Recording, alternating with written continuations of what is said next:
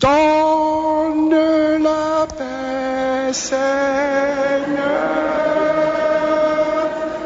à ceux qui comptent sur toi. Ensemble. Donne la paix, Seigneur, à ceux qui comptent sur toi.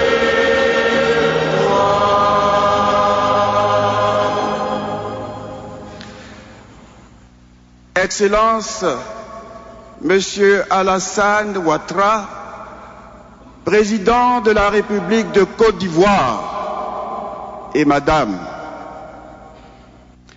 Excellence Monseigneur Paolo Borgia,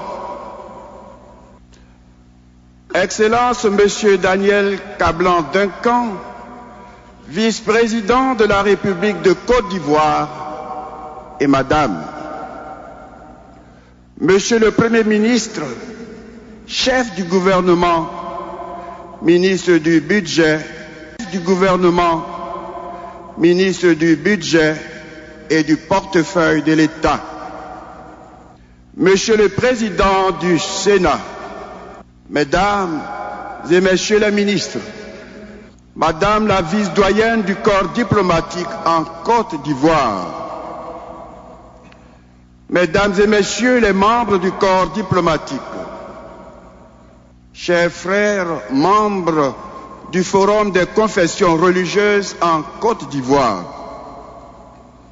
révérends pères, révérends frères, révérends sœurs, frères et sœurs en Christ.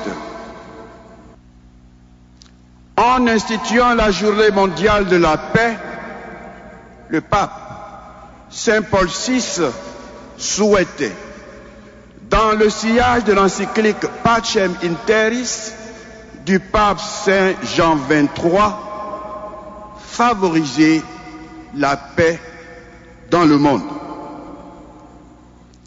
À propos de la paix, le Saint-Pape Jean-Paul II, ami de notre terre de Côte d'Ivoire, avait prononcé ces mots qui me paraissent toujours d'actualité. À tous, je dis que la paix est possible. Il faut l'implorer comme un don de Dieu, mais il faut aussi la construire jour après jour avec son aide par les œuvres de justice et de l'amour. Fin de citation. Nous nous rappelons que l'an dernier, à l'occasion de la célébration de la 52e journée mondiale de la paix, le pape François avait interpellé les responsables politiques quant à leur mission au service de la maison commune. Cette année, il nous lance à tous un appel à dépasser toutes les peurs qui entravent le chemin vers la paix.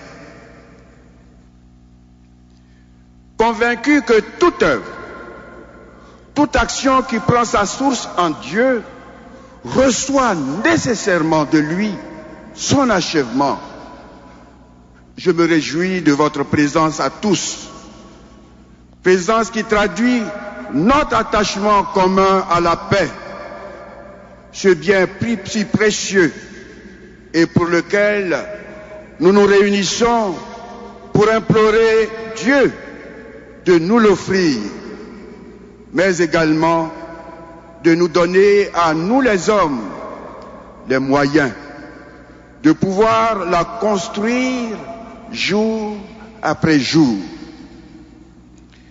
Telle est ma prière en ce soir. Une prière qui se fait plus insistante à l'orée de l'année 2020, année qui continue de polariser les attentions et les énergies de tant de nos concitoyens en lien avec les prochaines élections présidentielles d'octobre 2020. Intitulé « La paix, un chemin d'espérance, dialogue, réconciliation et conversion écologique », le texte du pape que j'ai plaisir à commenter et à contextualiser avec notre actualité, faut-il le rappeler, est un appel à dépasser toutes les peurs qui entravent le chemin vers la paix. La paix à laquelle nous aspirons, le pape François nous la présente en des mots bien choisis qu'il me plaît de citer. La paix est un bien précieux, objet de notre espérance auquel aspire toute l'humanité. Espérer la paix est un comportement humain qui renferme une tension existentielle. C'est pourquoi même un présent parfois pénible peut être vécu et accepté s'il conduit vers un terme et si nous pouvons être sûrs de ce terme, si ce terme est si grand qu'il peut justifier les efforts du chemin. De cette façon, l'espérance est la vertu qui nous met en chemin, qui nous donne des ailes pour aller de l'avant, même quand les obstacles semblent insurmontables. Fin de citation. Toute guerre, en réalité, est un fratricide qui détruit le projet même de fraternité inscrit dans la vocation de la famille humaine.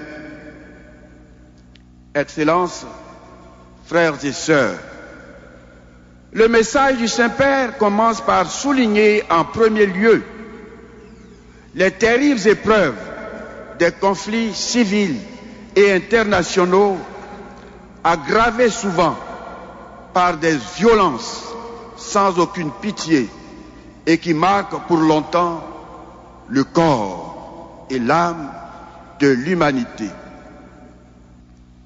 Il en résulte, comme dit le Saint-Père, que notre communauté humaine porte dans sa mémoire et dans sa chair les signes des guerres et des conflits qui se sont succédés avec une capacité destructrice croissante et qui ne cesse de frapper spécialement les plus pauvres et les plus faibles.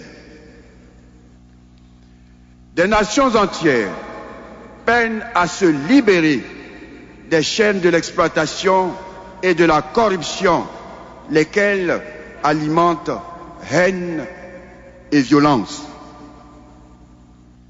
Aujourd'hui encore, à tant d'hommes et de femmes, d'enfants et de personnes âgées sont niés la dignité, l'intégrité physique, la liberté, y compris religieuse, la solidarité communautaire, l'espérance en l'avenir. De nombreuses victimes innocentes portent sur elles le supplice de l'humiliation et de l'exclusion, du deuil et de l'injustice, voire même les traumatismes de l'acharnement systématique contre leur peuple et leurs projets. Toute guerre, en réalité, est un fratricide qui détruit le projet même de fraternité inscrit dans la vocation de la famille humaine. Fin de citation. À propos de violence, qui marque pour longtemps le corps et l'âme, de même que la mémoire, et loin de moi le désir ou l'envie d'ouvrir les blessures qui peinent à cicatriser, faut-il rappeler que le souvenir de la récente crise post-électorale de 2010, avec son lot de morts, de blessés, de déplacés, de prisonniers, d'exilés, de biens détruits, est encore vif dans le cœur de nombre de nos concitoyens qui, je voudrais le parier, donneraient tout afin de connaître une paix stable et durable pour vaquer sereinement à leurs occupations. Il y a donc une chance pour nous aujourd'hui de donner des signes qui vont dans le sens de l'apaisement et du vivre ensemble au-delà des mots, en agissant ensemble pour la création d'un environnement électoral apaisé, comme le stipulait justement le thème de la 23e édition de la Journée nationale de la paix en Côte d'Ivoire.